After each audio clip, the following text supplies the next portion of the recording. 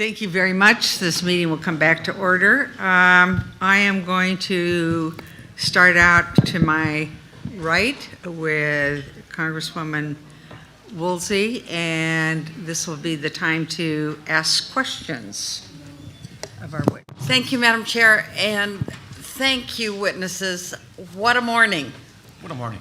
Good morning, but what a morning. What a morning. There is hardly any way to deny, unless you are all sitting here making up stories of how absolute your proof is to what's going on beyond our own Earth. And so thank you for that. That was good for all of us.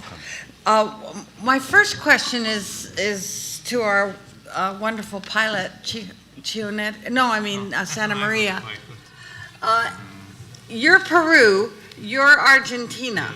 What I want to know is, do you have, I think it's to the gentleman at the end of the table, do you have any kind of a formal relationship, your UFO group, with your Argentina government? And what is it, the Argentine government, and what is it, and how does it work, and what can we learn from that? Well, all the groups in Argentina, the civilian groups, create a Sephora. And Sephora had been unite researchers for many, many years who were my colleagues and close associates. Some they were disciples of myself. I started researching UFOs many years ago, and we always look for the classification from the 70s to now. The group found the cooperation now of the Air Force through the Minister of the Defense, and through the executive power of the nation. We are waiting to kind of unify that motion. Now it's working also. We have a petition in the Congress of the nation. We have with executive power and also with the Minister of Defense to have release documentations from the past. But there were projects, as I said in my speech. I don't know, maybe the translation was not so good. No, it's good. Okay. Of these projects and the projects, not only to release, also to have cooperation. To have cooperation and what the field researchers, we always work alone with no mediums to get to the places, to do good analysis. We really, the groups kind of prevail so many decades with the lack of technical support to do analysis. We have, for example, since the 2000, we have the phenomenon, for example, of the cattle mutilations, who is a very serious, we know through Linda Moulton, her research. And for example, the groups need support.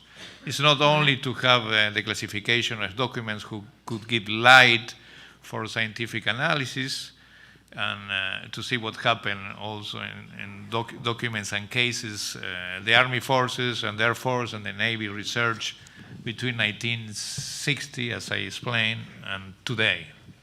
But there were recent cases too, as I said, in 2011 was this big explosion. Well, I know you need the information. Are they giving it to you, or are you just helping them? The classification started slowly, yeah. Yeah, but it's actually happening. It's happening right now, yes. Yes. It's happening now. Thank you for sharing that Yes. with us. Thank you. Colonel Santa Maria, I can't imagine your experience. There's so much, I mean, I felt like I was sitting on your shoulder when you were telling the story. Afterward, how did your government treat you? Did they take your information and take it seriously? How could they not? But did they? And did you see any life in those UFOs? la superficie del ovni no permitía ver nada. We could not superior, actually see tanto into en the la parte cerámica UFO, como la not parte through the metálica. ceramic part or the metallic part. Y en el caso del gobierno, As la regards base the aérea, government los and the Air 1800 Force, personas que the observaron, 1,800 los people jefes that de actually esa saw it oportunidad, and se the informó the a la commanders Fuerza that were Aérea, there, pero we reported all of this to the no Air hubo ninguna Forces, but there repercusión was en contra, no nada, porque se negative aceptó repercussions oficialmente because que it había was sucedido. officially accepted. De ahí he seguido The volando sighting was 20 officially años más y no accepted, había problema. and I continued to fly for 20 more years without any problems. So how did the press handle this? And, I mean, what was their response? El año 80 que In ocurrió el evento, 1980, when fue this un año event en que happened, en this esa was a base aérea year estábamos that on that instalando air base material we de were guerra installing a nos cuidábamos mucho de la Civil War inteligencia de otras organizaciones. we were installing Como Soviet materials or Soviet el ovni no installations llegó at that a place, acercarse a and la the base, UFO no did logró not hacer la actually inteligencia o el get espionaje que to fue fly niño. over the Se dio la base, and it orden was de que and no so se really tocara el tema, nos quedamos en we received silencio the order para evitar to que not gente talk about this curiosa, because we didn't periodistas, actually want any investigadores, bajo curious pretexto de journalists to investigar come todo and el actually interior de la research and base, investigate pudieran this because hacer we had espionaje. sensitive materials on the base and we Y didn't want to así fue attract un any tiempo de undue 22 attention. años de And so it was silencio 22 years hasta of que la Fuerza silence Aérea until creó the la Air Force oficina para officially investigar los gave fenómenos us permission aéreos to y talk sí me about llamaron, me these dijeron, "Tu phenomenon, caso and es that's at that divino, time lo when they said conocemos, that por we favor, could empecemos a publicitarlo". actually start to De speak ahí ya me publicly dieron about libertad this de issue. And as I dar said, they entrevistas a finally través de gave me the televisión, los medios authorization distintos, to talk about this. And did the press come back by belittling the effort, or did they acknowledge it and support it? Los medios empezaron ya a publicitar The media el started gran secreto to guardado, pero no es talk secreto about guardado, this sino es una secret that we had situación kept que for so mantuvo, many pero years. no hubo publicidad, no But sabían cómo para buscar they didn't información, really pues know la how to get oficina de la access to the Fuerza Aérea para information investigar, pues ya from empezó the Air a Force buscar offices, casos, and so ya los medios comenzaron a the interesarse. media Periódicamente me piden algún tipo de was opinión, occasionally entrevista, would y interview me or contribuimos para la request an difusión de este interview fenómeno. just to try to get the word out about this, but it was so many years later that there wasn't a whole lot. Okay, thank you very, very much. Mr. Gerard, Yes, ma'am? can I take these off? Yes, yeah, I Thank will you. speak in English. Yeah. Thank you. And believe me, it's because I'm limited. You referred to American military in the Amazon. How soon did that happen, and what's the relationship there? The facts that I described happened in the 70s, in late 70s, in 77, and Brazil was, like many other countries in South America, under military dictatorship. And during that period of time, U.S. military and intelligence were all over South America, ruling lots of things there. Now, when Operation Saucer took place, and it happened because the populations of the affected area couldn't live anymore because they were seeing UFOs all the time, and worse than that, they were being attacked. Over 1,000 people were attacked during a certain period of time. There were lots of injuries made by this object that would come from the sky and emit a beam of light towards people's body, making them faint and become anemic. Now, the situation went so intense that the community leaders went to the governor of the state of Pará to ask that something is done about it. And the government asked the Brazilian Air Force to start an investigation to give answers to the population, to the society. Then it was established the Operation Saucer to investigate and to engage the extraterrestrial intelligences, because there was already, and this is in the documents, there was already a knowledge that there was an intelligence beyond that phenomena, and that phenomena was not earthly. Now, when Operation Saucer started as a military operation with all the military system and style, during its procedures that lasted 4 months, and the way it was closed is very interesting. But during this 4 months, U.S. military, U.S. intelligence were visiting those areas and taking part of the operations during the Operation Saucer. And they were talking to the witnesses during the day and sky watching the night with full equipments to try to detect and film the UFOs that were being seen. Now, it was said to me by the commander of the Operation Saucer that at the beginning, in the first weeks, only a few sightings took place. But after the Operation Saucer went on and on, the objects would come more and more boldly and to the direction of the areas where the military were camping. So, was the U.S. military part of that saucer project with you? Not officially. Were they at the table? Not officially. They took part in lots of procedures, including, this was told to me by the commander of the Operation Saucer himself, Colonel William Giolanda, that they were having problem in documenting the UFOs with photographs. Some UFOs were hard to photograph, but they solved this problem when the U.S. military came to Brazil and gave to the Brazilian military some equipment and highly sensitive films so they can not only photograph the UFOs, over 500 pictures were made, and also film the UFOs. 16 hours of film were made of including motherships over the Amazon River. So do you have any idea of whether or not that information and those films were shared here in the United States? I don't have that information. I truly believe would it have been all right? I mean, was there some embargo in their relationship with you that would say you can't take our information back? No, I think that the whole thing about the cooperation with the Americans is that they take the information back to the United States. Okay. You know, they were there to collect information, as they were in Argentina, in Chile, in so many countries, to get information about those phenomena and bring back to the United States to use for their own purposes. Well, thank you very much. So, Mr.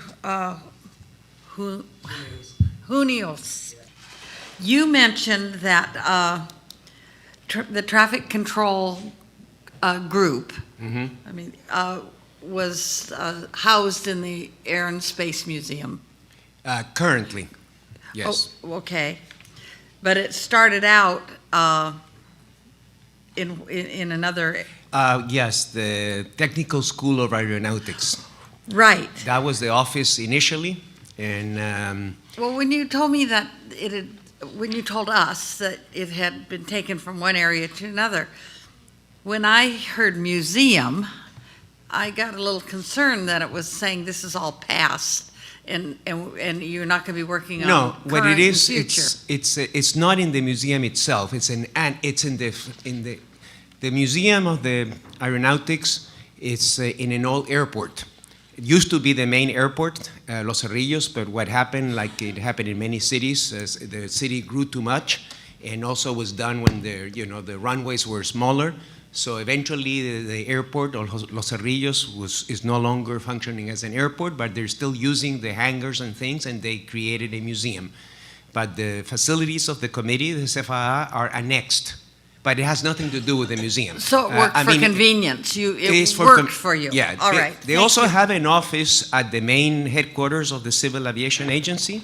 But according to what General Bermudez told me, they'd rather be at that other place, he said, because when they are in the headquarters, if they have to make an official presentation or something, of course, they can use that facility. He said, everybody's asking them questions. Oh, what's going on with UFOs? Have you seen any? So he said, we're in the other place, nobody bothers them. They can work quietly and do their job. All right. I thank you, and I thank you all. My time is up. Thank you. Next up, we have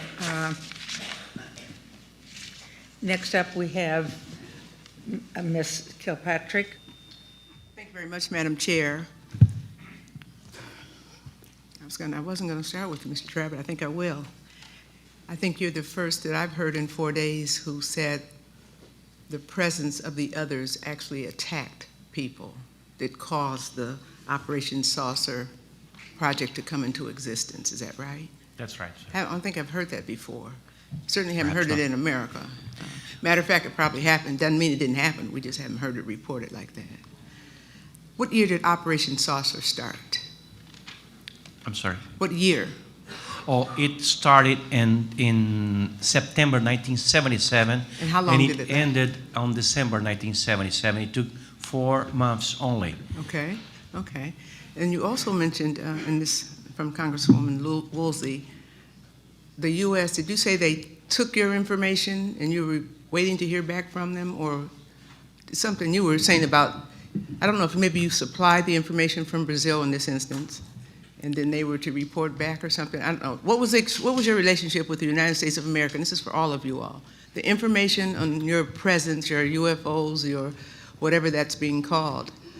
What relationship, if any, did you have with the U.S. government, and did you forward or share any information from your country with the U.S. government? Me personally? No, Brazil. Oh, Brazil, of course. Brazil, all of it Well, for your country. I mean, see, for your country. Yes, there is a common sense that the U.S. government is acting in many places of the world. It's what? Is working, operating in many places of the world, collecting information about this subject. It is reported that the U.S. military have been to several countries collecting information about UFOs. Now, we just saw when Commander Santa Maria presented his case, a document that shows that the U.S. intelligence was getting informed of what happened in La Jolla Air Force Base in Peru. The same thing happened in Brazil. During many years, we have had U.S. military coming down to Brazil and taking part of investigations of UFOs. And it's not only in the past, like 4 or 5 decades ago, but also in recent cases. Okay, now, stop. Okay, that's sort of. Can each of you respond to that, Mr. Hunis? And we'll go right down the line. Just want to know what relationship, if any, does U.S. have with your experiences and your acts of what we're discussing this week? I mean, do you automatically give it to them? Is it because we have military bases there? Is it because you may get appropriations from us that you must share this? What reason and Well, what is that connection? In the case of the CFA, in fact, General Bermudez told me that when they created the office back in the late 90s, they contacted the American government, I guess through the embassy, because they wanted to have some kind of formal relationship. But there was no response. They did not respond. What No, year but was they that? do. That would have been probably late 90s.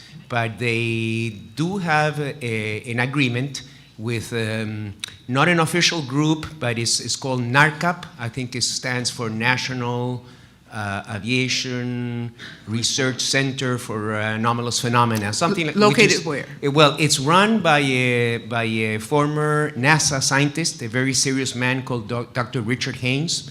And he is an expert on aviation cases. He's a longtime NASA scientist, very serious. So he's lectured, he's gone to Chile, they have very close relationship because he's an expert on aviation cases, and the CFAA is run by the Civil Aviation. Mm-hmm. So, but NARCAP is not an official agency of the U.S. government. It sounds like a nonprofit of some sort, and we've had Right. some testimony here to that effect on our U.S. side that would probably equal that. Correct. So the other thing is what my colleague Jevaer was mentioning. If you study the American declassified UFO files, which are extensive, you will see a tremendous amount of documents, especially back in the old days, but there's still some more recent, collected by various agencies, usually through the Defense Attaché Office, or sometimes by the CIA. And it's obviously that these people are, monitoring the international aspect of UFOs. Does Peru get information back from the U.S. regarding any of what you send them? Well, I cannot speak for Peru. In the case of Chile, Chile. There might Excuse me, be some Chile. at the level of intelligence. They probably do, Chile. but then that is not revealed publicly. You Okay. see, what General Bermudez wanted was to have a formal. I understand. But because of the transparency law, that would have had to be revealed publicly. So the Okay. U.S. just did Okay. not just never responded. That's Brazil, Chile. Colonel Sanchez, could you respond? En el caso de Uruguay no tenemos ninguna relación de intercambio con Estados Unidos, no existe. Exchange relationship with the United States. Do you share any of your information as you testified to us this morning with U.S. or any nonprofit or other entity that may not be government? Do you share any of that with the U.S. government or a nonprofit or an agency here in our country that would know what Uruguay has experienced? Con No. ninguna agencia No, civil not with any o civilian militar or o del military gobierno de Estados Unidos agency se or comparte absolutamente U.S. nada de government información. agency. There is Thank no you. sharing or Okay. exchange of Thank you very information. much. Okay. Dr. I want to Bueno. say Choi, is that right? No.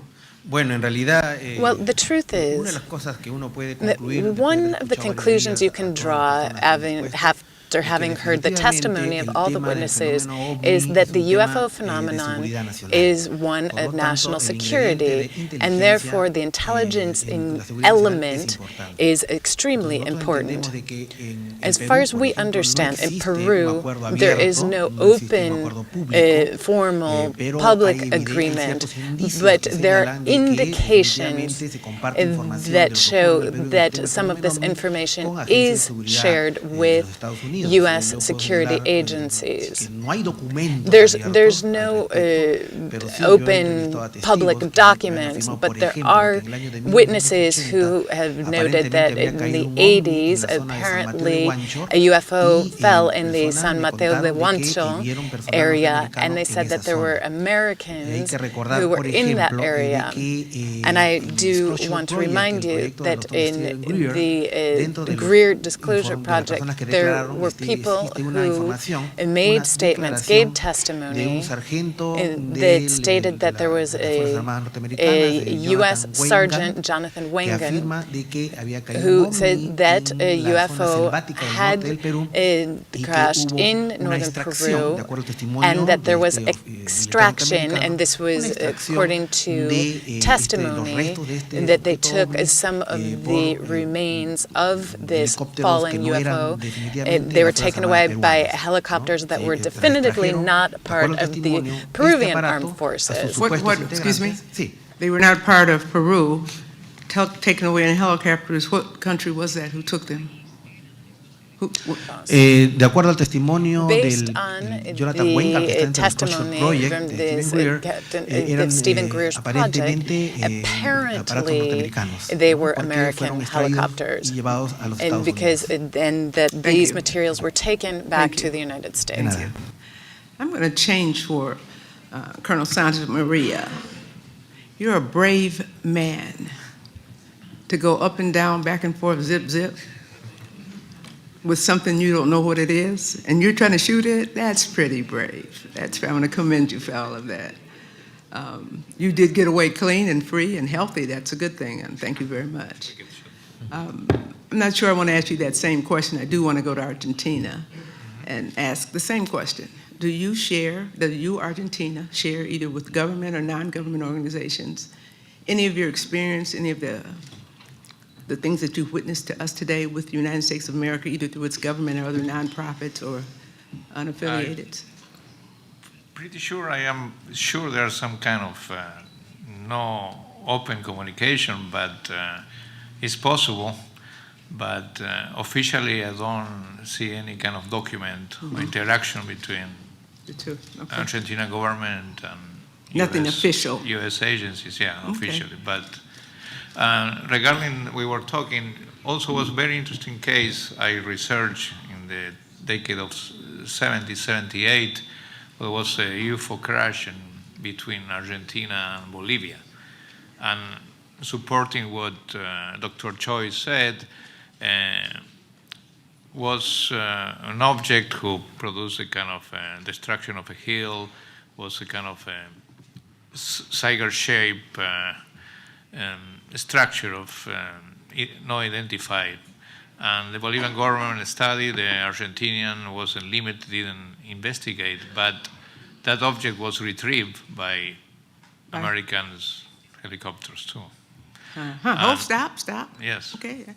You have no relationship with them, but in that instance, Right. and other instances around the Right, around it's the the table, border, right. we have been on the scene at some of your current experiences. Right, Okay. yeah, okay. I want to go back to Dr. Choi for just a moment. Your point was well made in terms of national security. So do you all in South America share your information and experiences and enhance or whatever your national security because of what you see and how closely you live together? And just one person, I don't know. There is an agreement at the level of military in all South America. They share information about a wide variety of subjects, of items, and UFOs is one of them. It has been confirmed by top-ranking military in Brazil and in other countries. It means, in the military level, which is it's independent than the politics. There is. Did you say independent of politics? Of politics, because presidents can come and go, Right. but the military stay. And as they stay, they have to have a channel of communication among themselves, so they can talk about interests of each other on off the That continent applies in this itself. country too. We just don't acknowledge it as such. It does. Something like that. Presidents change, but the military-industrial complex is alive and well and Yes. continues so. Yeah. Right. I'd like Okay, to add wait that. just a minute. Just one last question. I've got 1 minute. So therefore, South America, I believe this is an international issue and that we ought to go back to our Congresses and others, but I also think we ought to have UN presence, and there's been some. Will your countries help the citizens hearing on disclosure go to the UN to ask for their help in this subject, and will your countries help petition us with that? Yes. Yes, of course. It's what we want. We That's would what- like. You didn't say it. You didn't say it. I want to hear it. Okay, that's good. No. I think that's good. That's what we want to hear. Because Thank you. these official agencies, they want a place where their data can be shared officially with other countries, because the UFO phenomenon, by definition, is global. Right. Like I said, they don't care about national boundaries. They That's care our about problem. national security, though, and technology. So, I mean, it's got to be a way to do it, I think, and you all may know better, and so certainly more people in this room know better than I. Well, that is the problem, because as you know, in Congress, I'm sure you've dealt with many issues dealing with intelligence and national security. There's all kinds of things going on under the rug, I mean, informally. Intelligence agencies, they have their own procedures, but those are not made public. Okay, stop, please. Yeah. The United States of America knows of your instances. You all said that, most of you. They don't tell us. They know yours, and then they make mockery of it as Well, doesn't because exist. the U.S. Okay, government my time is doesn't out. I acknowledge. yield. Yeah. I yield back. I know, but we got to get to what we got to get to. I want you all to know, and I commend you for all that you do and that you work together. But if our military gets your information and does whatever it does with it, and I hope to make a better world and a better global presence so that we all might live the next 50 years,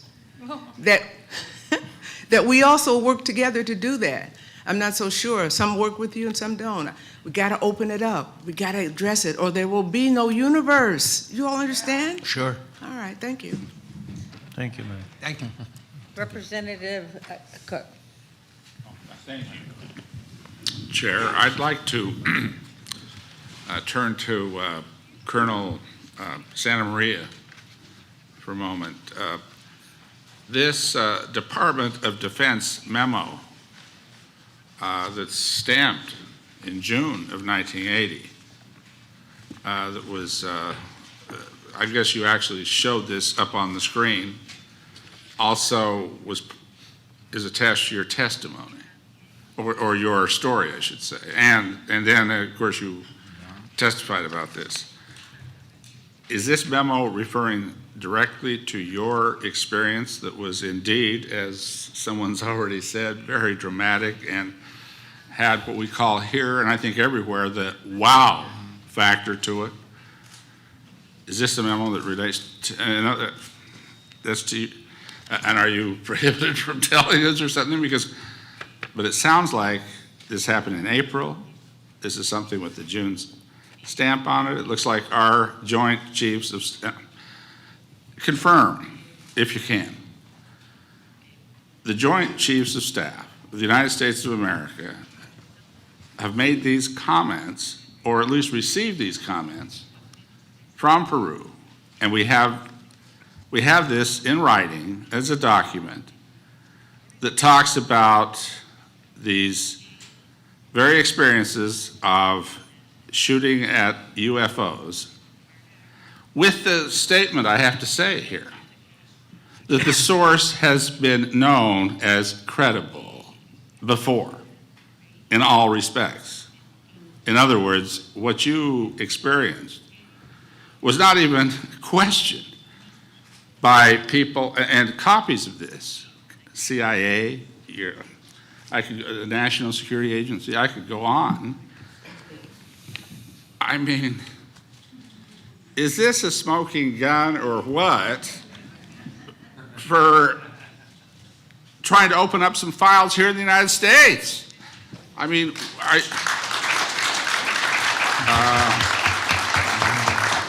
but now I want to hear your answer. Because it sounds, well, whether it was you or not, something very similar to what you said happened. It looks like in April or May, so I'm thinking it might be you they're talking about here. Go ahead. El año 2007, en este In mismo 2007, edificio, in fui this invitado same para building, una I was invited convención to para take part in a clasificación de conference documentos on the por periodistas de declassification Edwin of documents. There was a journalist, Edwin Kane, and there was a filmmaker, James Fox, who was making a documentary.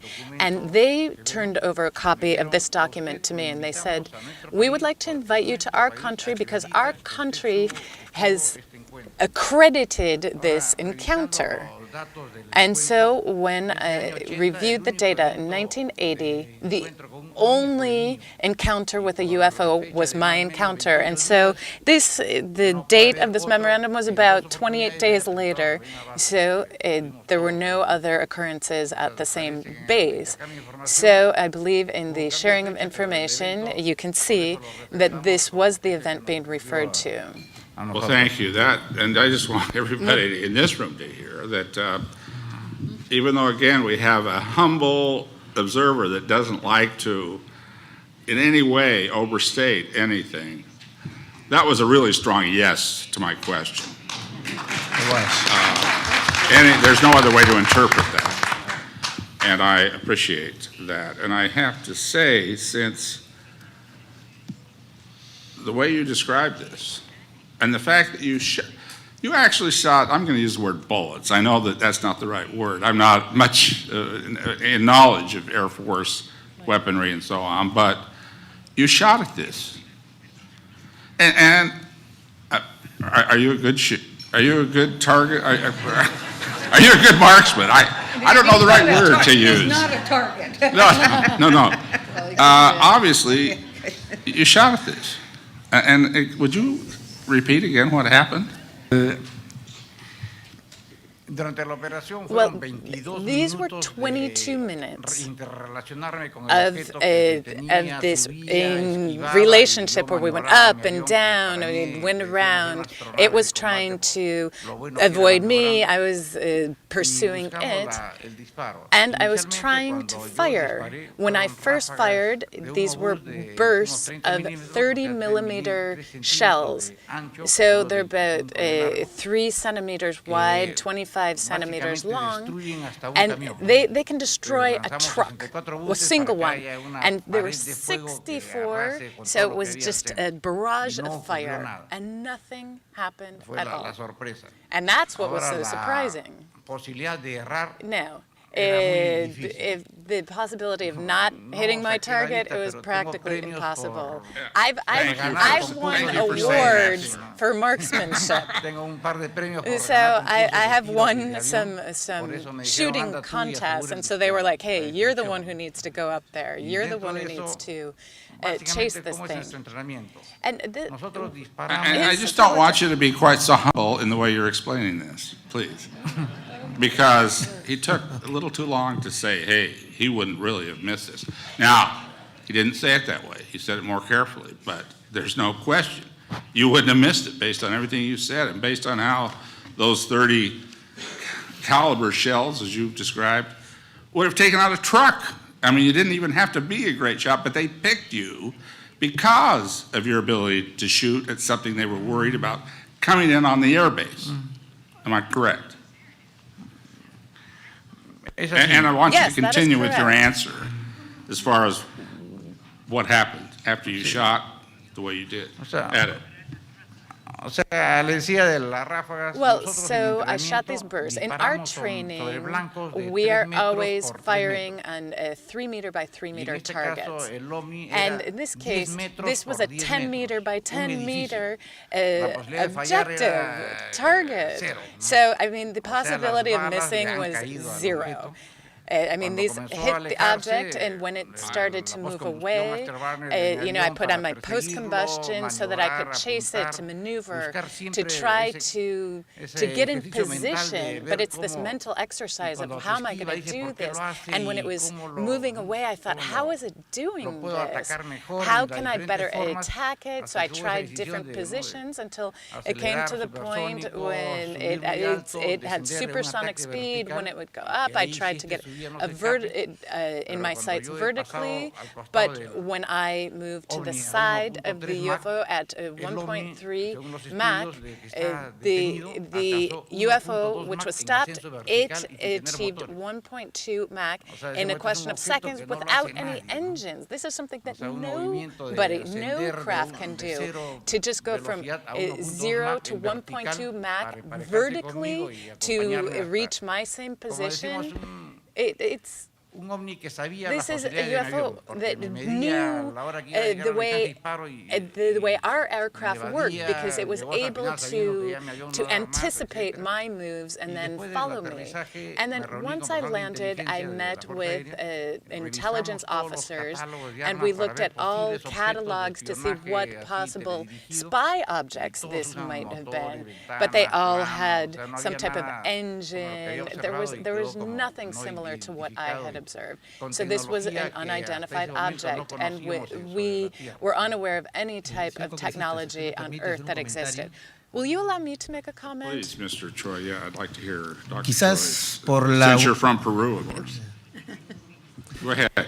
Muchas gracias. Thank you very much. Perhaps because the commander is so humble, he has not expressed certain details, but I wanted to share something that I believe that you should know and I should underscore. If I could interrupt you for one moment, I would ask the colonel to nod his head yes on any detail where either yes or no, just to make sure that he's, because I agree. One of the problems is you have not a problem, in my opinion, but you have somebody that does not like to in any way bring attention to himself or overstate his own abilities or what he did. Just description that's denied by our Joint Chiefs of Staff was just amazing. I just want him to confirm what you say, because I do want to believe that it would be useful to this panel to have him acknowledge anything you say that would add to that. Go ahead. Sí. Una de las cosas que se ha deslizado One of the things that en los días pasados we have heard in previous days is the possibility that many of these UFO events are due to earthly craft. But in the case of Colonel Santa Maria, we can prove that this was not any technology we see here on Earth. In the military terminology, there was a wall of fire, basically, that he came up, that this object came up against. There's nothing on Earth that could defend itself against that, specifically in that time. Not even up to date, not because it was able to only defend itself, but as the Colonel stated, you asked him what was the impact that it had on that. There was no impact. It absorbed all of these rounds. It actually absorbed it. That is absolutely impossible for any Earth or any technology that we have here on Earth to be able to absorb that type of barrage. If I could interrupt you for just a moment and say, do you agree with the 2 or 3 important points there that Dr. Choi just made? Coronel. Yes, I do agree because over time we have talked about the possible situations and the different perspectives that exist. Obviously, I fired, and there should have been some sort of impact, but there was nothing. There was no the bullets didn't even explode. There was no explosion of the barrage of what I was firing. Okay, so thank it you just very much, absorbed and it. I'd love to continue with this, but I do need to ask another question here with just a minute on my time Cook, left. we have 1 minute left. That's right. That's why I said I'd like to go over here to Colonel Sanchez. Your system in Uruguay that apparently has been in existence for 33 years, you say, that to track and keep track of anything that's cited. It's called, I can't remember the operation name of it, or the, excuse me, let me grab my notes. I was so mesmerized by the previous testimony. But the system you have, where you outlined the 5 or 6 steps to even get qualified to be seriously looked at, and then tracked as far as any UFO sightings that your organization in Uruguay keeps track of. Do you have records of things similar to what we've just been talking about with Colonel Santa Maria? And I'm not sure if Peru and Uruguay, they do have the same language, don't they? Well, you obviously heard everything anyway, but through these translations. So I'd like to know anything that might be in that, that kind of talks about this sort of thing. And since I'll be out of time, if you keep your answer somewhat short, but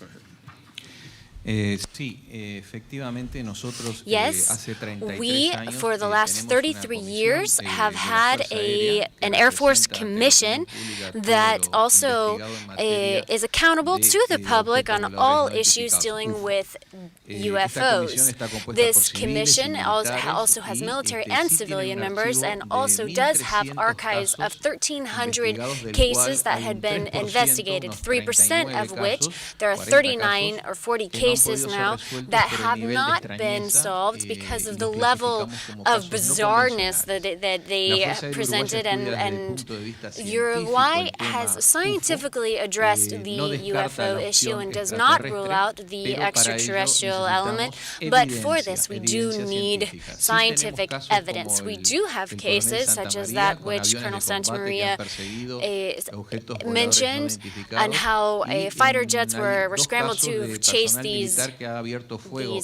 tierra, no en el aire, these objects, and how there was a chase, esferas an in-air luminosas chase, que en and algún following momento se glowing acercaron a objects, and polvorines en sometimes they bases would get aéreas close to, and how these objects would get close to air bases throughout Thank you so throughout much Latin America. for that information. Thank you. A wise course, by the way. Thank you. Trust but verify. Senator? Thank you. I'd like to start with our colleague from Brazil. Yes, sir. You mentioned that the government responded from an investigatory point of view to the apparent violent attacks that took place in the Amazon area, killing people.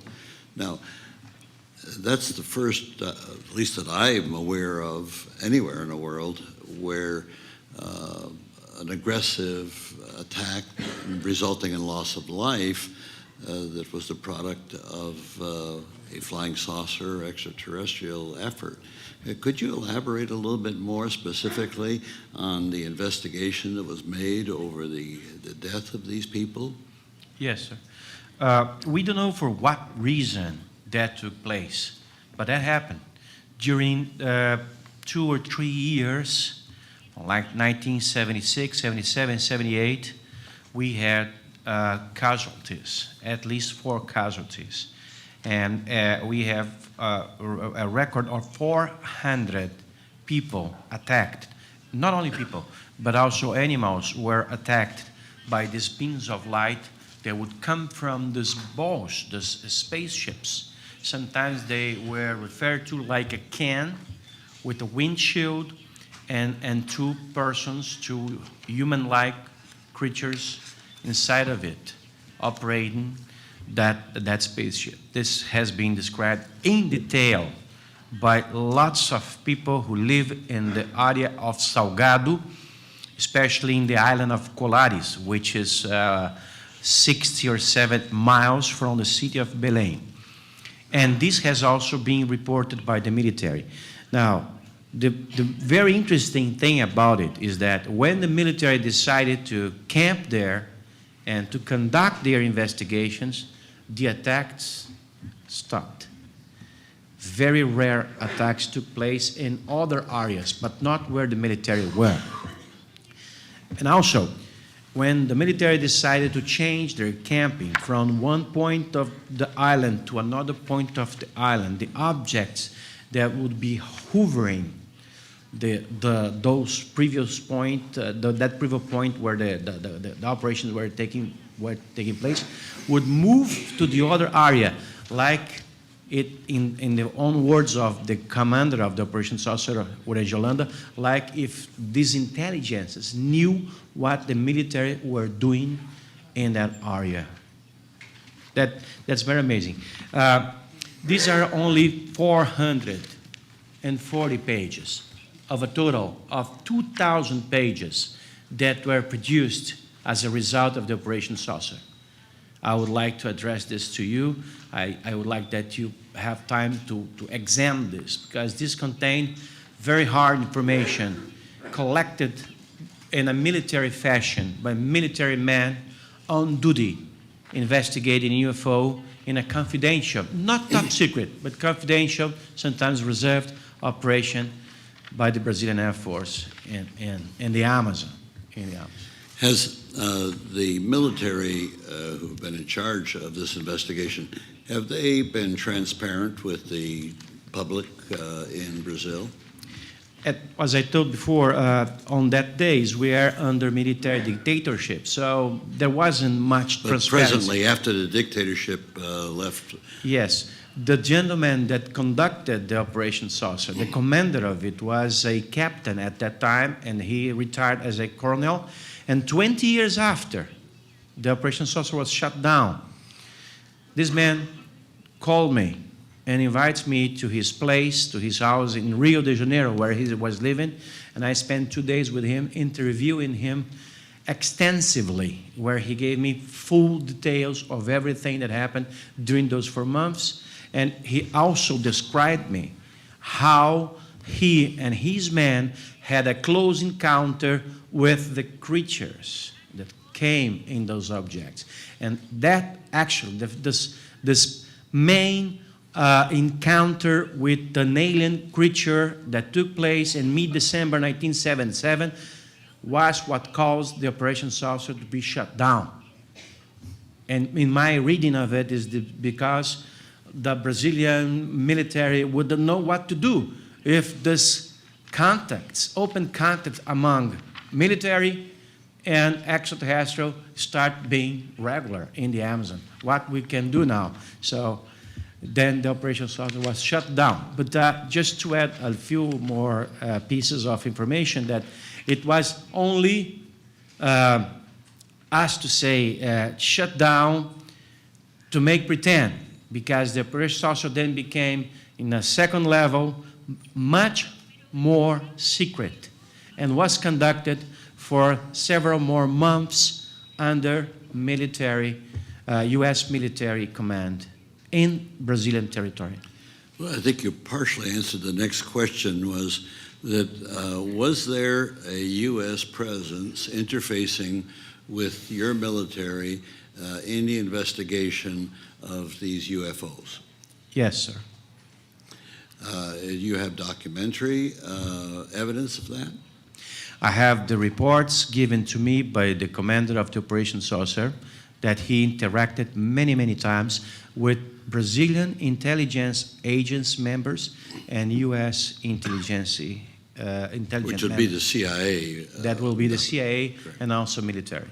They will be all over the Amazon looking for the same kind of information that we are looking for about who are those intelligences that pilot those machines. Do you not find that somewhat bizarre that our government now officially says that there's no investigation that we were involved with, no documentation? I would say that is more than bizarre. Okay. Let me move on to my... See, even our government is admitting in a far extent that there has been official investigation. Now, we started in Brazil in 2004 a movement, a campaign called UFOs Freedom of Information Now, to request to the government to open its files. And we have succeeded. It's the only model like this in this planet where the society have asked its government to come clear about it, and it came, at least partially, because we have got from 2008 to 2010, not only 4,500 pages of UFO document, but also like 300 to 400 pictures of UFOs. This is all given to the society. Has all been put in the National Archives. Anybody can go to the National Archives in Brasilia or in Rio and see this. Was there panic in the streets when this was revealed? Not at all, not for a single minute. So the people were mature enough to accept this knowledge? Absolutely. Okay. Let me go to my friend from Chile. Do you have any knowledge of American military presence or intelligence presence interfacing with the officials in Chile gathering information on UFOs?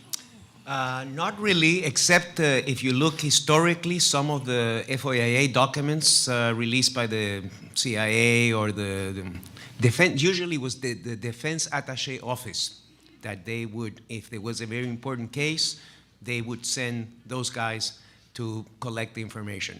But so historically, in some of the release files, there are occasionally some documents about Chile, but not recently. Good. So I have not seen. And like I said, General Bermudez, the head of the committee, actually wanted to have a relationship, but he wanted to be open and official. And so, we didn't want that. No, we didn't want that. So that says a lot. With respect, and you've drafted or you've worked with Danny Sheehan in drafting a resolution that can come from this body trying to refer this matter to the General Assembly of the United Nations. Yeah, because there has to be a mechanism, like I said on the first day in this hearing. Could you circulate that document as soon as possible to the members so we can begin to digest it? Okay. Okay, although we have really not, this is a kind of thing that we I realize need it's to discuss, a draft, but we will give you the draft. We're all very sophisticated in dealing with drafts and first writings, but we can massage something as long as we have something in our hands. Okay. Let me go to my colleague from Uruguay. Did I understand you correctly that your system of investigation has been transparent and open to the public from the very beginning? Did I understand that properly? Sí, eso es correcto. De hecho, es correcto. De hecho, Uruguay ha publicado a través de esta comisión un libro que yo traje aquí para mostrarles con más de 20 casos de Uruguay, casos oficiales, escrito por el primer presidente de este grupo, el coronel Eduardo Aguirre, que escribió este libro hace 11 años. Fue publicado para que el público se mantenga informado de toda la actividad so that the public could follow all of the ufological activity in Uruguay. There are also press conferences, and the information is even taken to the schools to talk to them about this and even educate them on this issue. This commission is made up by both civil and military members. It has a work methodology that is designed or that was adopted in 1979, and this methodology was also shared with China. You just said that this was brought to the schools so it could be educated to the young people of your country. Is that correct? Sí, correcto. Yes, that's correct. The UFO issue is something that everybody likes to hear about, especially young people, at least in Uruguay. And they request the Air Force, they request that the Air Force go and give talks to the kids cantidad de lugares. And they go to many different places. My congratulations to you in Muchas that gracias. regard. Thank I think I still have some time, don't I? you. You have 1 minute? 1 minute. Quickly, Dr. Cho and Colonel Santa Maria, when the helicopter, U.S. helicopter, retrieved the materials from the downed UFO aircraft, was there no reaction to a violation of your sovereignty by the United States of America, or do you just accept these kind of violations as a matter of course? Bueno, en realidad esta información Actually, nos this enteramos information, recién well, a we just partir recently del learned about Disclosure this Project based on the Disclosure Project Dr. Stephen Greer, that Stephen través del Greer carried testimonio out de based on este the oficial testimony militar, that a military Jonathan official, Esto Jordan circuló Winka, provided. en los This círculos was ufológicos circulated in peruanos, the UFOs nunca ha llegado a groups los in medios de Peru. It never comunicación made en it el to the Perú, press que in se comportan Peru. exactamente igual como se comportan aquí en The, los Estados and the Unidos, press ¿no? is the Cada vez same que sale una here noticia sobre as este it is in fenómeno, Peru. They don't ellos really señalan, talk los medios about de it. comunicación, que And generalmente es so un the psicosocial media para tapar a generally un tipo de corrupción try política. to cover up any Entonces, type como of no hay thing like this. And so trascendencia, there's menos el gobierno no, lo so toma the en government serio doesn't y really queda give ahí importance nomás, to cuando this, and they just say, well, it's just definitivamente es, we're desde just mi going punto to de keep vista, it in una the clara corner violación here, de and la they're just going to soberanía say that there territorial. wasn't a real invasion of Thank you. sovereignty. You should take a page from the Uruguayan approach to the issue. Colonel Santa Maria, who gave the order to shoot? Was that your own initiative, or did it come from higher headquarters as you were selected and taking off? La orden fue interceptar y The destruir. order was to intercept and Porque destroy. era un objeto que posiblemente venía a ser Because this espionaje is y something no that debería could llegar. invade our airspace. That's right. That answers my question. Thank you. Thank you. I Your think time my has time has expired. expired, Your time so I has can't get to expired. Argentina. Thank you. Thank you very much. And with that, we will go to Representative Bartlett. Thank you very much. First, I want to apologize for my tardiness. This is National Day of Prayer in the United States, and for a long time, I had been scheduled to be the main speaker at a county-wide National Day of Prayer breakfast this morning, and so I fulfilled that obligation, came here so soon as I could. We have your testimony then. Thank you all very, very much.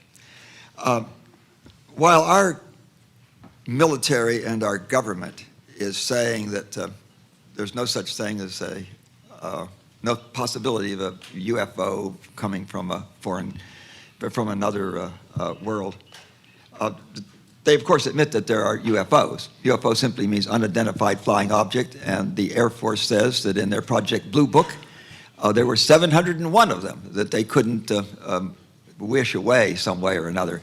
So they do admit they're unidentified flying objects. They simply are denying categorically, I think, that they could be of extraterrestrial origin. But while they seem to poo-poo the whole thing here and relegate it to the ha-ha corner, they apparently are aggressive in participating in investigations of USO sightings in South America. And I'd just like to start here with Mr. Guevara and go down the table. Have you tell each of us briefly, is this true in your country and to what extent? Yes, it is. Actually, I'd like to take this opportunity to speak about crashes. It has been said here in this table and during the precedent years, days, that crashes of UFOs have happened. Most of them in old days, but there is at least one recent crash, and it took place in Brazil in 1996. It is called the Virginia case, in which an alien spacecraft crashed and at least 2 creatures were captured and offered no resistance to its capture, but they died right after they were captured. And this procedure were taken of rescuing the debris of the UFO and capturing the creatures were taken both by the fire department of the city of Virginia with the army personnel of nearby headquarters. And in the next day, the following day of the capture, we already knew that U.S. intelligence and U.S. military, and as well as U.S. doctors were sent by the U.S. consulate in São Paulo to the city of Varginha to follow the procedures. The doctors were sent, medical doctors from the United States, to follow what was being done about the creatures, because they died and nobody could explain how were their morphology, how they function. And we know for a fact, because this is a very well documented case that has been investigated by at least 70 UFO researchers, including UFO researchers from the United States, as Dr. Roger Lear, Dr. James Hurtak, and the deceased Dr. John Mack from the Harvard University. They have been to Brazil. They confirmed what the UFO researchers from Brazil discovered. And we know for a fact that at least one of those two creatures were taken to the United States by U.S. military, and it was taken in one of the Buffalo airplanes that serve the U.S. embassies and consulates in South America. When it came back to the United States, it brought back to here one of the creatures and part of the object that crashed, that were rescued, that were retrieved by the Brazilian military. Yes.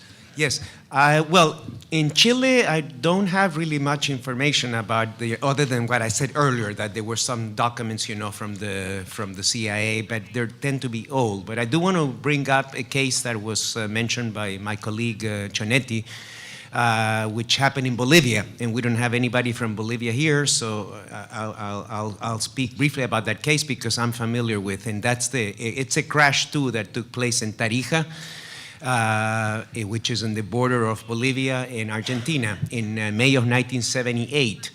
In this case, we do have some documents, not Majestic 12 type documents, which are controversial, but these are officially released documents under the Freedom of Information Act, including a telex from Secretary of State Cyrus Vance at the time.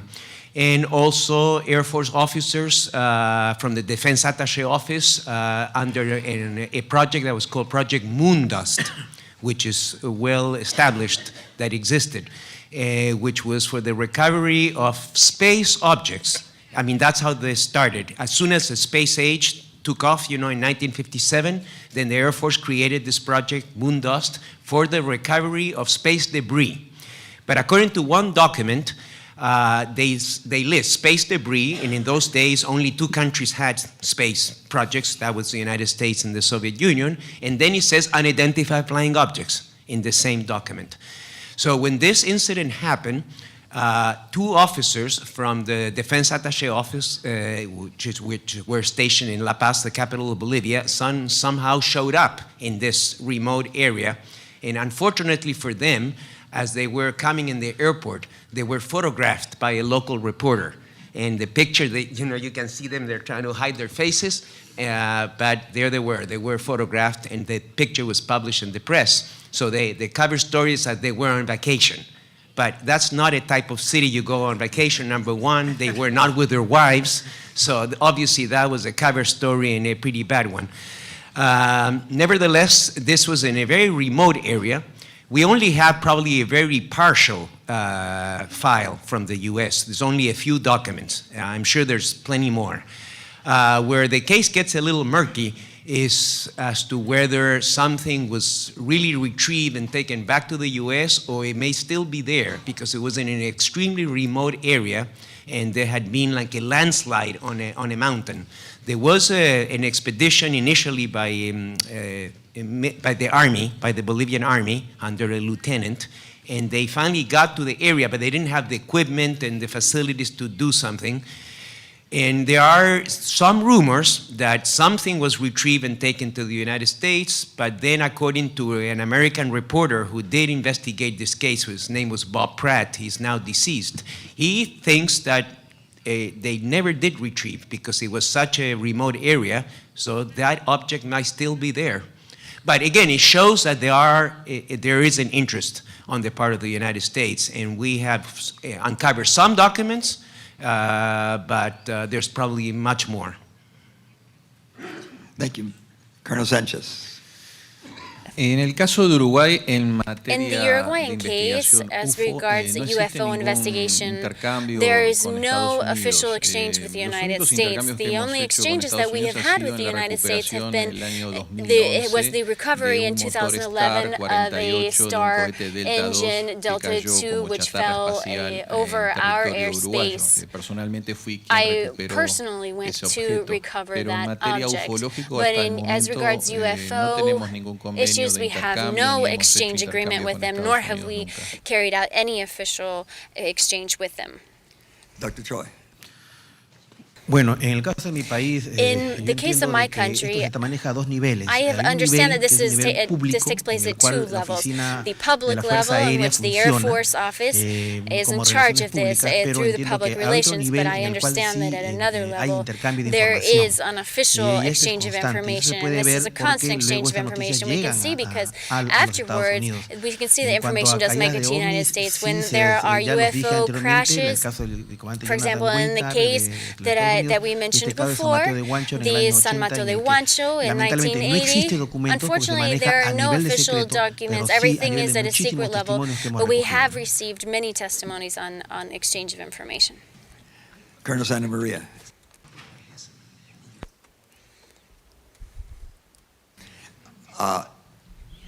Comments, please, on any participation of our either intelligence or military, any other part of our government in investigations of UFOs in your country.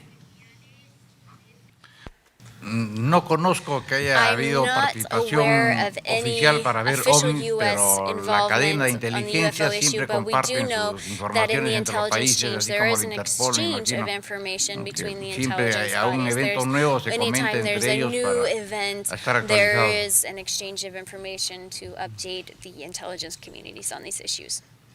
Mr. Chimenti. Yes, well, regarding, as I explained to the Senator, in matter of ufology, on research, I'm not aware of any documentation exchange between Argentina and United States. But regarding to other agencies, as NASA, well, NASA has in several cases of Argentina is a place where it's a lot of space junk, it's a lot of debris, satellites coming from international, also other countries. And I researched many cases where many debris coming, but different kind of procedures.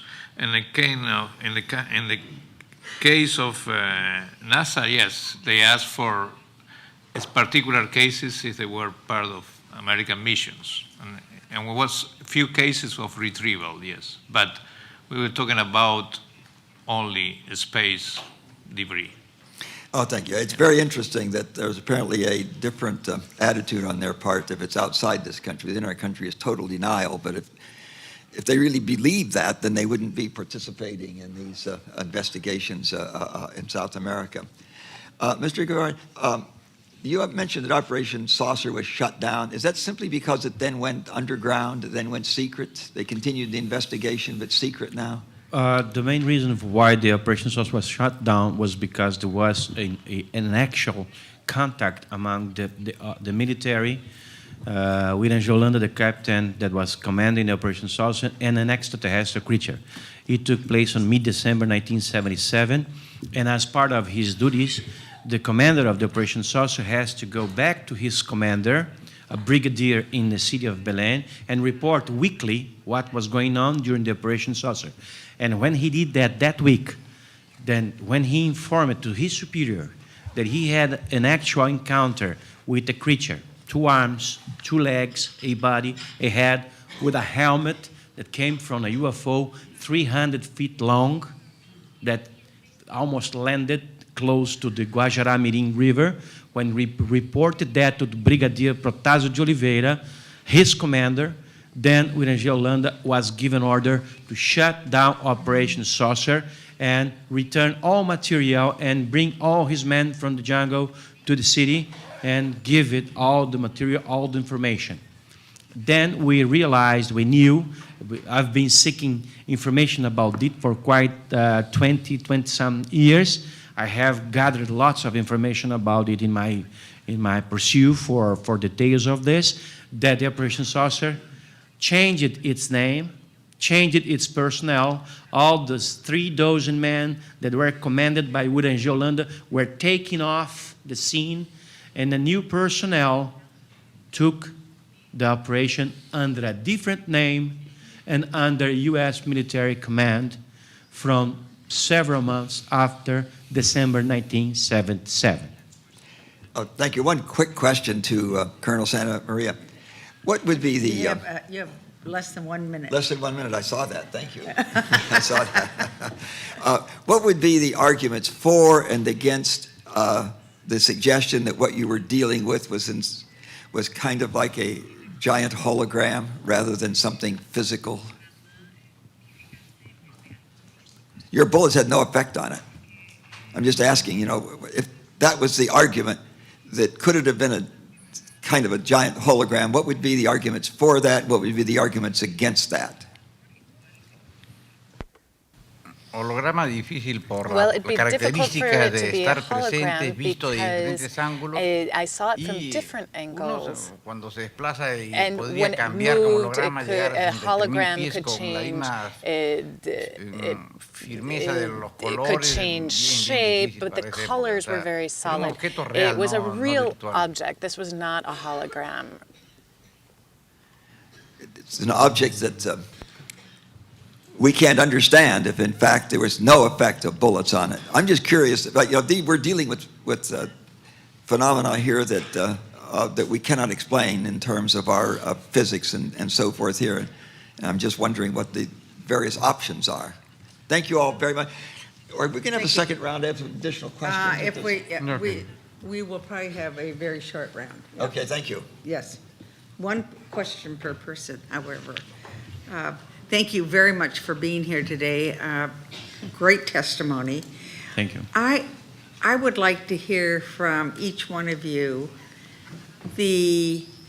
what's the attitude? Here it is, well, if you believe in unidentified flying objects, or you believe that there's spacecraft that comes in, there's been such a damper by both the press and our government about believing this. I mean, you're sort of made fun of if you look at this and say, yes, this is real. What's the attitude of both the people and your press? And we'll start with Mr. Joran. Thank you. This is definitely not a matter of belief. There is a lot of data that has been produced by civilian UFO researchers, military UFO researchers, a very few but very dedicated scientists for the last 60 years to confirm without any question at all that we are being visited by several species of more advanced, at least technologically more advanced civilization that come here, and as objects that they design, they construct, like a Boeing does this. It's Boeing, it's airplanes here. They must have something like that in their planets, and they visit other planets in the universe. It is as simple as thinking what we are doing presently. We are at this very moment on Mars, on Moon, taking photo of satellites of Uranus, of the rings of Jupiter, of whatever. We are exploring our backyard. The difference is that our technology presently only allow us to explore this backyard. But if we're doing this now, in 2013, in 20 years, in 30 years, in 50 years perhaps, we will be able to do interplanetary trips with crews inside our spaceships safely, effectively, go and come back. So if we can do this in the near future, and we're working on that, definitely, this advanced civilization that started the evolutionary process much before us, they are doing the same.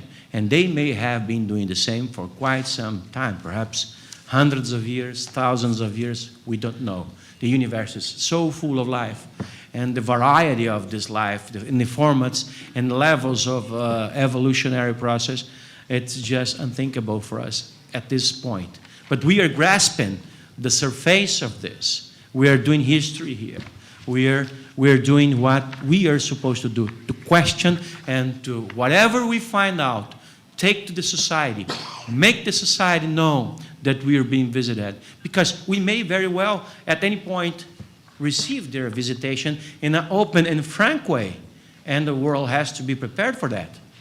It's not out of question that one day we will exchange with them, we'll engage, we'll live with other societies from other planets. It's just a matter of time. Thank you. Thank you. Antonio? Yes.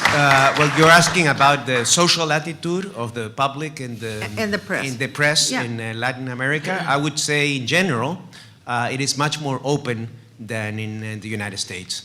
Whenever there is an important UFO case, it gets covered in mainstream newspapers. So if it would be like here being covered by the Washington Post, by the New York Times, but seriously, or at least semi-seriously. I mean, there is some ridicule, of course, but not as bad as the US.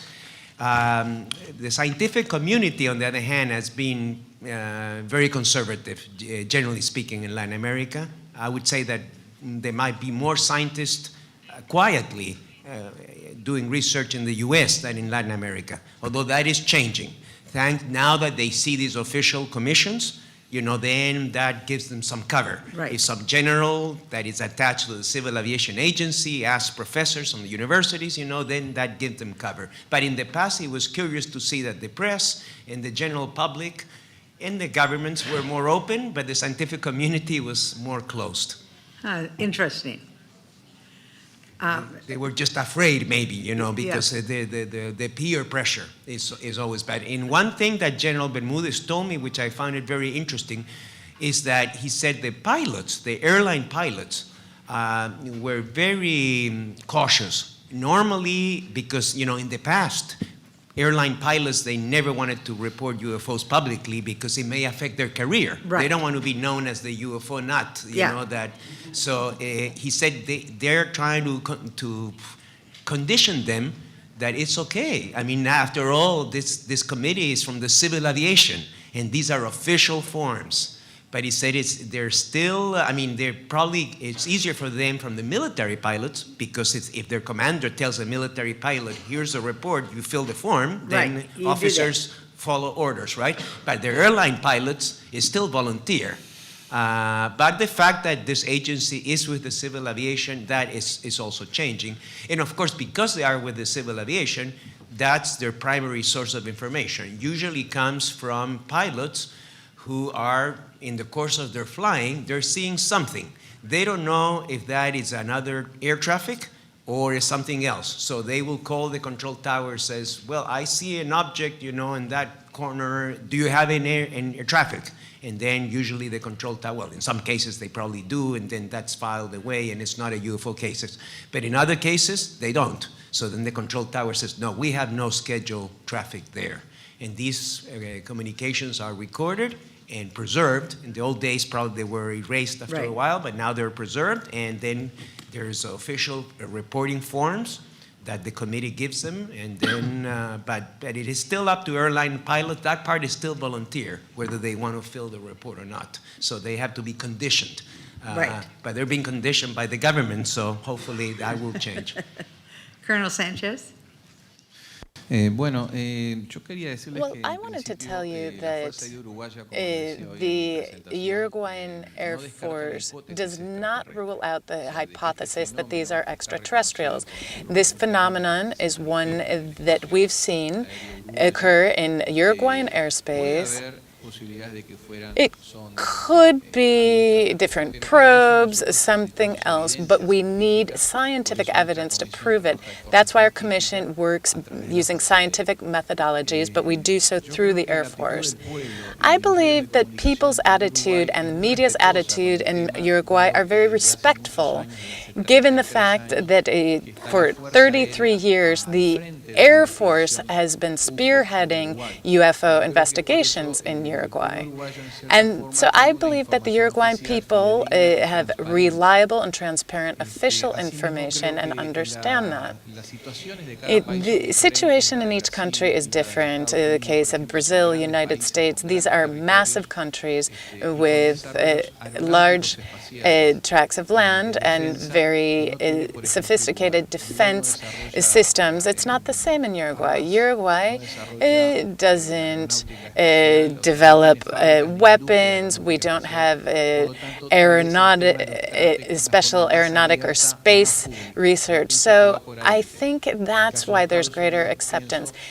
However, in the case of the United States, it's something that we all know. Defense is very important, and so they have to keep some secrets when it comes to sharing information. I've heard people mention over these days that these UFOs could be a new prototype of an unmanned aircraft, and that might make things difficult for the Department of Defense, or especially for companies that build these, Lockheed or Boeing. And that's why I believe that there are greater reservations, and I think that that's natural in terms of sharing information, as in terms of what's been flying around out there. That's at least my personal opinion. Thank you very much. Yes. Yes, you were talking about how about believing or not in UFOs. I support what our colleague from Brazil said. It's not a matter of belief, it's a matter of information. The information is out there, and over these 5 days we've been talking about it very openly. However, and I'm struck by how this is addressed in the United States. They underscore the fact that these civilizations are potentially aggressive, the nuclear aspects of this. That's very interesting because we don't look at it that way. It seems like that there might be politically correct extraterrestrials, because they might be offensive in some way. But in Peru, when we hear about cases of encounters, we have very credible testimony of people who've had contact in many different cases, but it's always been with civilizations where there have been attempts made at engaging and having communication. If you look at the case of Santa Maria, where there was this quote-unquote clash, and where all of the ammo was fired, you would expect a response from the others, but there was none. It seemed like it was like a cat and mouse game. And if they wanted to destroy us, they would, clearly with their technology, they would have been able to do that, and they haven't done it. So I think our approach is very different. It's not, we look at superior technology, but not in military framework. But there are many visits that we're receiving. We have to look at it. Unfortunately, we haven't been able to explain it scientifically yet. Thank you very much for your comments. Colonel? Yes, just with respect for how the media treats us when there's a UFO case. I've worked with many airlines and crews, and I would say that starting in the 90s, pilots talk very openly about experiences that they've had, what they've seen, what they've heard, because, again, nobody makes fun of you or laughs at you. It's very normal now to talk about sightings, and that doesn't have any impact whatsoever on someone's career, and I'm very pleased that that's the case. In my experience with Argentina, I have 3 decades as a journalist, international, and I saw evolution. When I started, the media was more kind of skeptic, and was hard to be interviewed, was hard to kind of open this Pandora box of the subject. But I saw it's all over the world, the scene is changing. For example, with series as the History Channel, Ancient Aliens, or UFO Hunters, the people is kind of totally more open. Today, for example, we are discovering planets similar to the Earth every day in the news. It's incredible how the astronomy and the exobiology is every day in your breakfast table in the newspaper. And that attitude also help with the UFOs too. And for example, regarding with the pilots, it's interesting how the Latin American pilots are so open. Every time I travel, I go to the cockpit to talk with the pilots, and the pilots have experiences different to the United States, who the pilots are more shy. I said, what happened? We have only activities south of the border and not here? Yeah. It's interesting. See, sometimes I feel ridiculous asking, but I always go also to the airline I travel in, United American Airlines, and say, no, they don't talk too much. But I think it's a totally paradigm shift. It's a shift now, in all levels of consciousness. And I think it's positive for the new generations. When I was growing up as a ufologist, my own family was kind of, so, oh, no, he liked these subjects, and they were not kind of accepting that, also the media. But I think it's totally a new hope for all of us. Thank you very much. I think we have time for one question from each panel member, if you have one. I have a question, and Dr. Choi was absolutely my straight man on this one. My question is to you, Colonel Santa Maria. There was a phenomena in the surprise that the object, the UFO, was not attacking back. And would you respond to that? Sí, una actitud pacífica Yes, it was like inicial a que cuando yo peaceful comencé attitude. a When I atacarlo, began to attack él it, evadía, pero it nunca hubo el evaded the acercamiento, fire, but it nunca sentí la amenaza de querer never did I feel a atacarme threat o- that it was going to o- respond by o sea, attacking simplemente a la me. hora que ya terminé It's simply combustible, me when acerqué a my verlo de fuel cerca y it descubrí que was era out, un objeto no conocido I para just approached it and nosotros los saw de that it aéreos. was an object Ahí that vino la was impresión fuerte de saber unknown qué to fue, me. y I como just tenía went to que see what darle it la was, espalda para retornar and a mi I base, had to y ahí sí turn tenía my cierto back to atrevimiento de que return no to me the base. persiga, I ¿no? thought, Pero no, I don't pero know, en maybe it's principio going to no- start no pasó chasing nada me now, relevante. but nothing of the sort happened. Thank you. Representative Kilpatrick? Thank you, Madam Chair. To Colonel Sanchez and Dr. Choi, what kind of scientific information do you seek that would verify the phenomenon?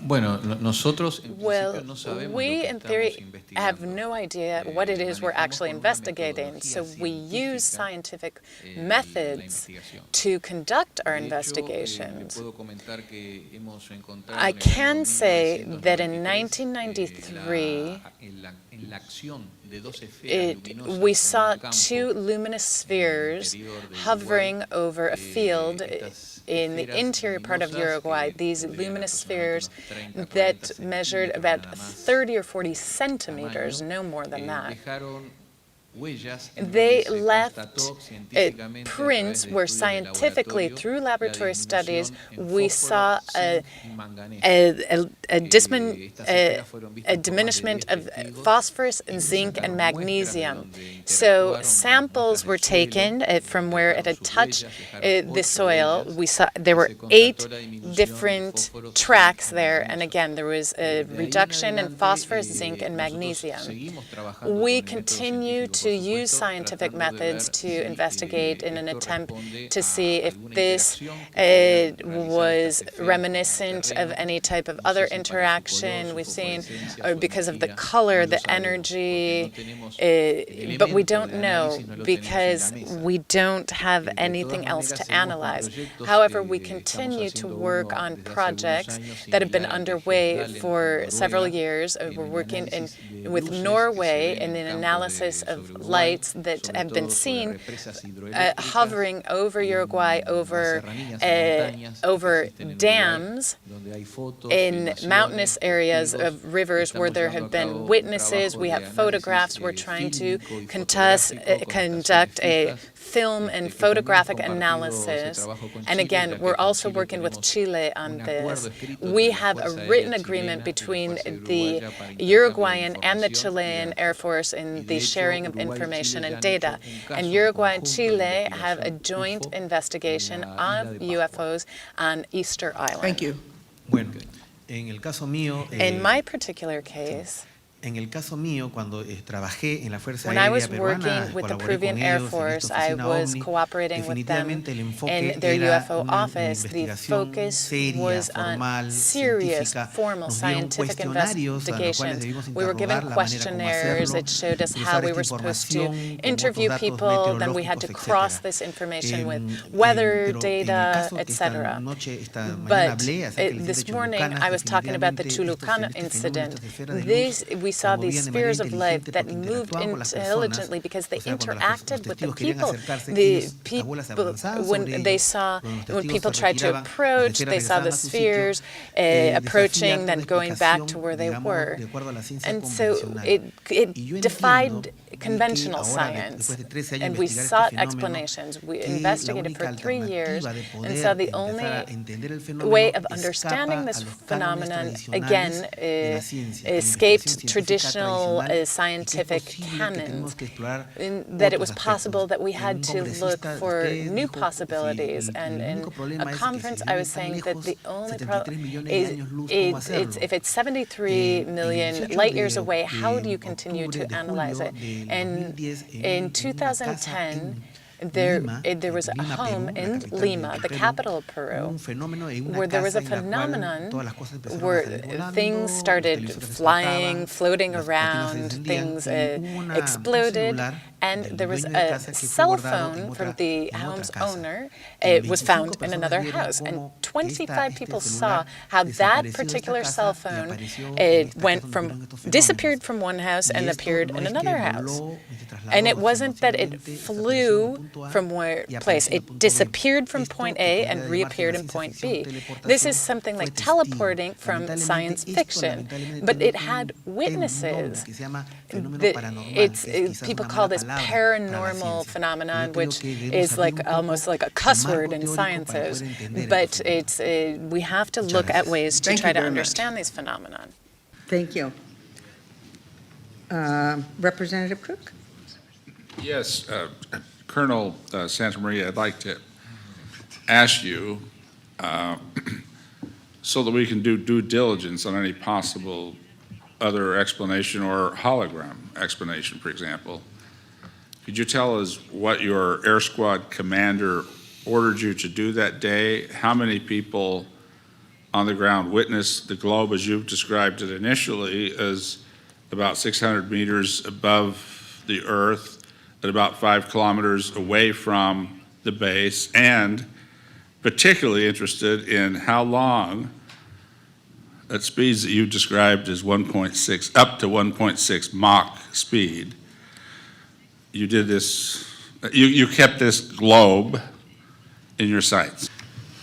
Cuando el globo When this balloon observed, there were 1,800 people who were in our morning formations, And so they visually saw this globe. Radar had not detected it. And I was ready to fly. And so I got the order that there's an object that's not responding to radio communications. It's not on the radar. We thought it might be spy equipment, and it was in restricted airspace for civilian flights. So I was given the order, this could be a spy object, and so I was given the order to pursue it. And so if it did not move away, that I was supposed to engage it with fire. So 1,800 people witnessed it, but 400 people were in combat positions that if it started to attack, that they would intervene. So as I fired and it moved away from the base, the other 400 kept their position. They remained on standby. And they saw that it moved up in the air and the object moved away. So I chased it. I think it was 1,800 people who saw this very clearly. Thank you. Senator? No, I have no further questions. I just want to congratulate the panel coming forward because you've added a very unusual dimension to what we've been trying to prove, and that is that our government has not been straightforward with it, the American people. So thank you for helping us prove that case. Yes. Representative Bartlett?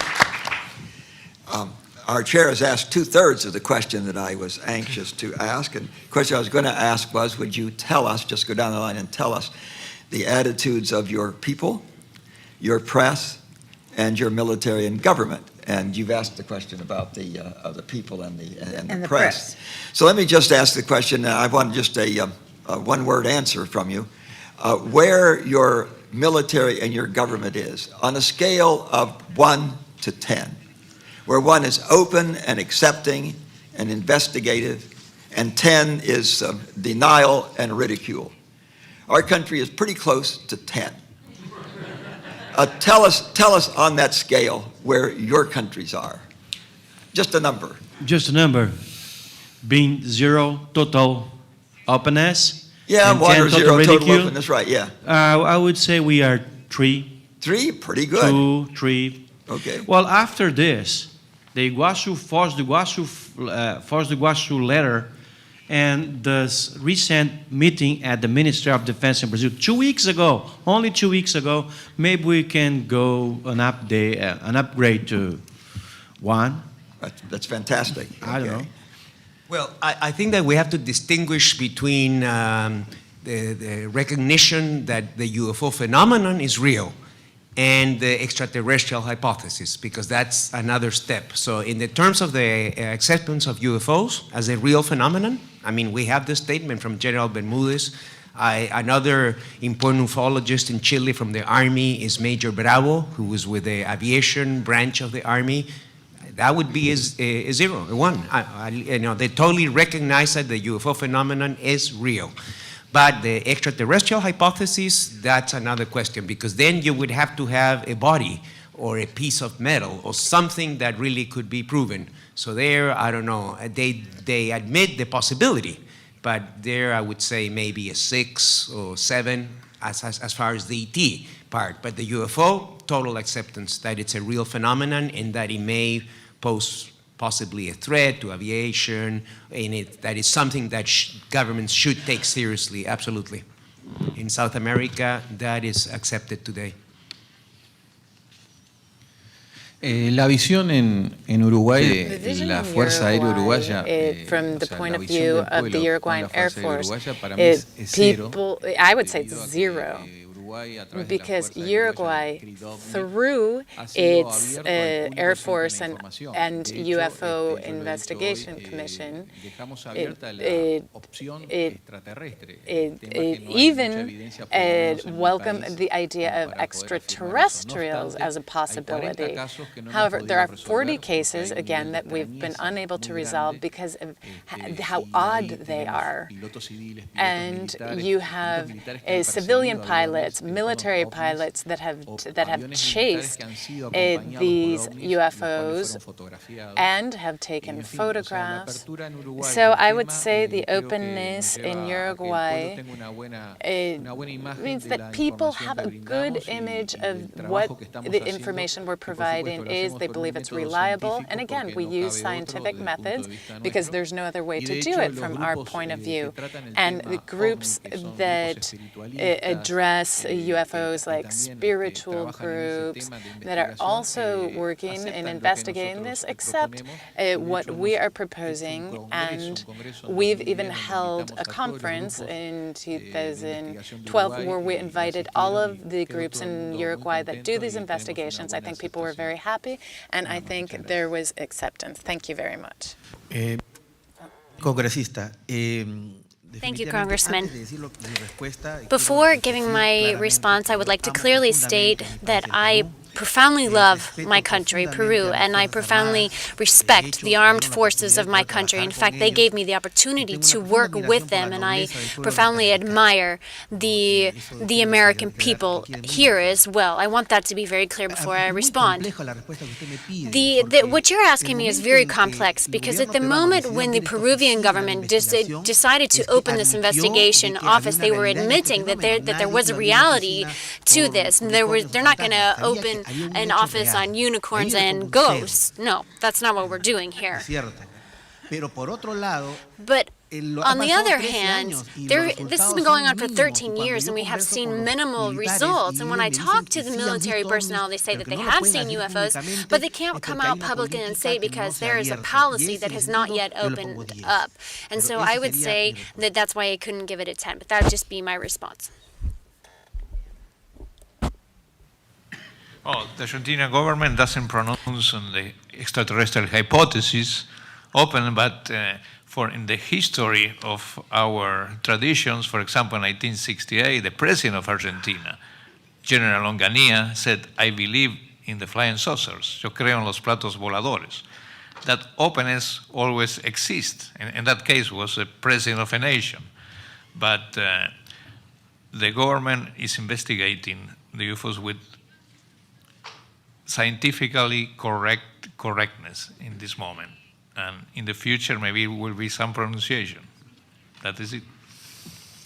Thank you. Thank you, Madam Chair. Thank you. Thank you. I want to thank our panel for being here today. This has been really interesting, and your openness and what's happening in each of your countries has been, I think, a real eye-opener for the rest of us. And with that, I'm going to conclude this hearing. We will be back here at 1:45. Meeting adjourned.